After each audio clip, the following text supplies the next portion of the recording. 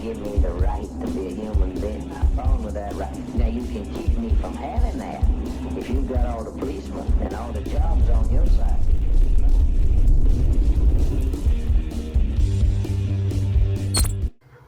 Hey y'all, and thank you for joining me for this video. It's a nice, cool, but sunny day here in the inland Northwest. And I'm finally bringing you my first video in my off-grid location, and I'm going to start showing you guys how I'm setting things up. Where I'm at right now is in Ponderay County in Washington, in the southern part of that. And this is just a temporary setup. I'm staying with some friends on their property, and then this summer I'm going to be getting some property with another friend, and then we'll be moving on to that and documenting what we're doing and how we're going to be setting up off-grid so that we can be self-sustainable there. But for now, I wanted to bring you guys this video. You can see my RV behind me here. This is where I'm staying for the winter. It's been a little bit of a rough start. I got out here at the end of October and we started getting dumped on snow. It's been a pretty harsh winter as far as snow. So we just got another round of snow. I've been been able to start building some things, but we did just get another fresh round of snow. But I have one of my first major accomplishments ready, and that's my solar. So I wanted to show that to you guys real quick. Initially, I wasn't going to set up solar out here because it's only temporary, and I just figured I'd run off a generator.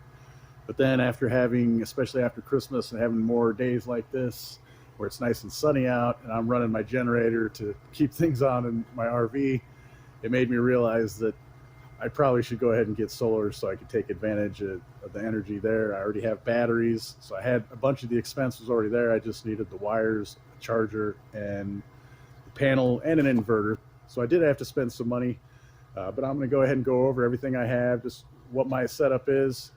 So what I have now is I just set this up for my RV, so it's kind of a self-contained unit. When we get onto property and we start building other buildings, we'll expand and have something separate than this that will be for those, but this will be with this RV. So if I want to use it and go somewhere camping, or if I just, let's say I need to leave for a few months or something, then I can take everything that you'll see here today inside the RV, and I'll have my own off-grid setup wherever I'm at.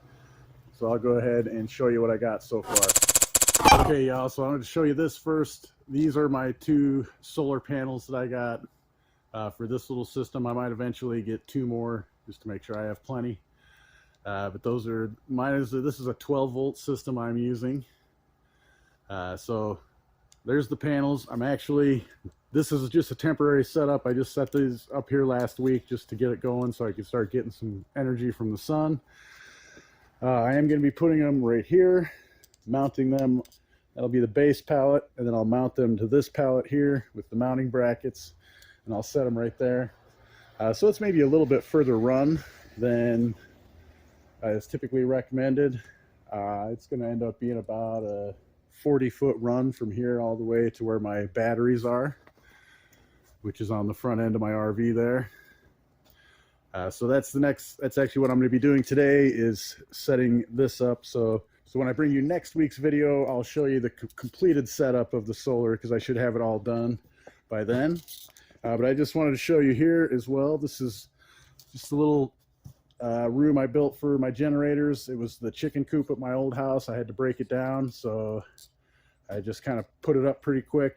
Got some fill for in here. It's just some basalt chip. Put that in here. But the really nice thing with this setup with the camper is if I am not getting enough solar,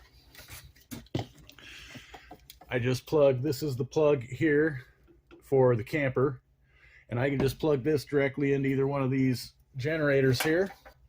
So with that plug set up there, if I actually need to charge my batteries using the generators rather than solar, if I'm not getting enough sun, or I've run my batteries down too much and I need some extra power at night, I can plug it directly into my generator here, and that'll actually charge all my batteries.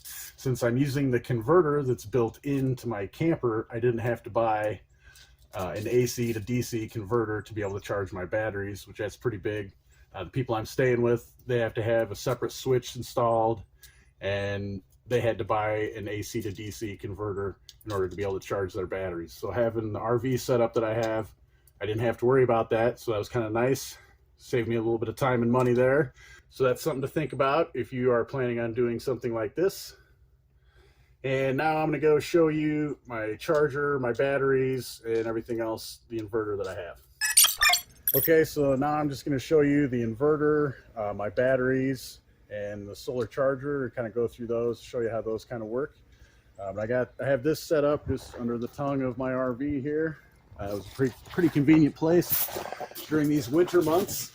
It probably should be a little bit warmer in here. It's not very good on our batteries to have these low temperatures, especially these are lead acid batteries that I'm using right now for this setup. In the future, we're probably going to move to lithium ion when we're on property. When we do that, I'll have to do something to, when it gets cold like this, make sure that the batteries stay above freezing, because lithium ion in particular do not like to go below freezing. So something to keep in mind. I'm going to try to do this without stopping and changing everything. Okay, so now that we're in here, I'm going to move this off of the top of my box. And I put a blanket on here because the kitties like to come in here and get out of the wind when it's cold and I'm not around. So here, inside here is my battery bank. I put them inside this box just to keep them out of the weather, keep them dry, keep the wind off of them, all that. But this is just a parallel system. These are 12-volt interstate batteries that I'm using here. I have 3 of them inside of here, and then I paralleled it to the one inside of here. So a 4th battery is in there, and that's the battery that actually hooks up to the RV itself and the converter that I was mentioning earlier. So that's what makes it work. I just plug in the generator. I just have to make sure the RV is plugged into the generator, and then that will charge these batteries as well. Moving on to the next piece, this is the charge controller I got. The people I'm staying with, he's used Renogy in the past. He really likes them. He thinks they make some pretty good quality stuff. So he helped me pick out this little package that I got using mainly all Renogy stuff. The panels, the controller, and the inverter are all Renogy. So this is a 40 amp MPPT charge controller. 40 amp felt like about the right amount for, like I said, this is going to be a self-contained unit eventually just for this RV. So I felt like that would give me plenty of what I needed to be able to actually charge the batteries up. So that's why I chose that.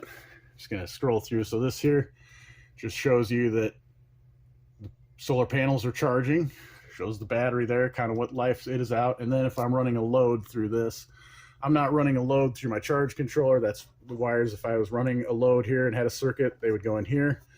But I'm not doing that. I have my own separate inverter over here. So that's what I'm doing there. I'm just going to scroll through some of these so you can see. You saw it was a nice sunny day out there. So right now, those 2 panels, I'm getting 20.3 volts. So you can see we're charging at about 10.25 amps right now, which is pretty good for those 2 panels. I think most I'll be able to get is right over 11. So they're actually pretty much maxed out for those 2 panels. So that's why in the future, that's why I got this 40 amp charge controller, is in the future I can add more. So I could technically add roughly 4 more panels, and that would max me out at about 40. So maybe I wouldn't want to do quite 4 panels, maybe 3 more. I'm not really sure how all that works yet. If you guys have more expertise in the comments, go ahead and leave those. I am just beginning out in this and learning about it. So if anyone else has any comments to share, feel free to.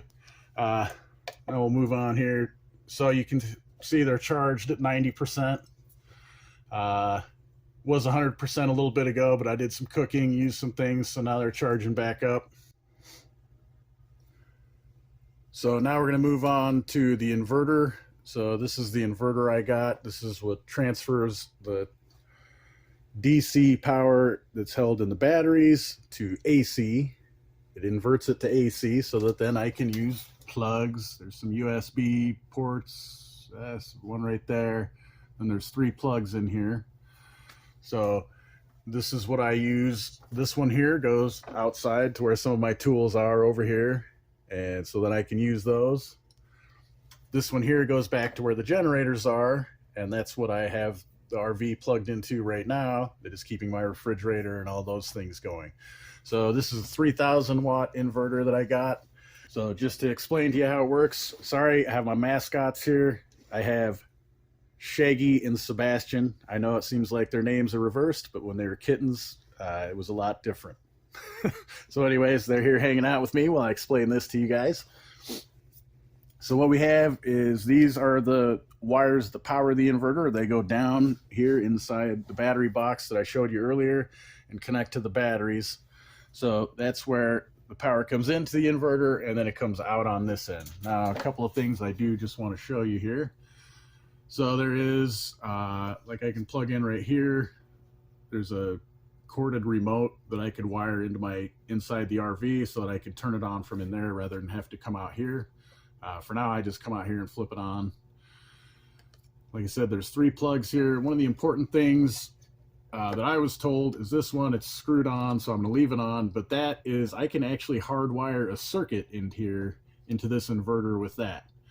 So I did get some 12 gauge wire to be able to just wire directly into there because I am adding on an extra room to the RV here over the next few weeks. So I want to be able to run a circuit with some plugs and stuff on that. So I'm going to use that to just hardwire them. Okay, y'all, so that is my setup. I'm just going to give you a brief little rundown of why I chose the 3000 watt inverter. I feel like that should give me enough power for pretty much anything I need to run. One of the things you have to start doing if you're interested in something like this is actually hooking up like a voltage meter to your appliances, the things that you use, and see how much they actually draw. Most of them do have it listed somewhere around the plug-in, how many, what energy requirements they have. So that's something you need to be up on, and then you can start figuring out, okay, if I'm going to have all these things on. Now, granted, most of the things you're not running all at one time. But just for example, last weekend, my kids and I were out here and we cooked something in an Instant Pot. So if you look that up or you look on the back of it, mine pulls 1800 watts. So that's a pretty good draw. That's over half of that inverter. But when you consider we had that on, I think my kids were watching a movie during that, and then just the regular stuff on, that was plenty of power for what we needed. And the Instant Pot was only on for about an hour. And then once it shut off, then we had all that available to us. So that's why I chose that. I hope you guys got something from this video. If you want to know any more about the setup I have, or you have any other questions about solar or setting them up or anything, or you have some advice or some tidbits that you want to give others or myself, please feel free to leave a comment in the comments section below. And I'm going to be bringing you one of these videos, just letting you know what I'm doing out here, how I'm setting things up every week. So this is the first one. I do apologize for taking me so long to get it out here. It's been a little bit of a rough haul for me moving out here this winter. It was a little bit more than I expected. I'll just leave it at that. But I'm finally starting to get organized, to get some things put together. I want to be able to bring a video to you guys every week just to update you on what I'm doing, show you how I'm establishing myself off the grid, and get your input and just share my ideas with you guys. So until next time, don't forget to live free. Thanks for joining me for this video. If you like my content, share it. It's the best way to support the efforts of this channel and only takes a couple of clicks. Most importantly, stop using big tech platforms and decentralize. Share this from a decentralized and blockchain-based platform to help spread the word about them.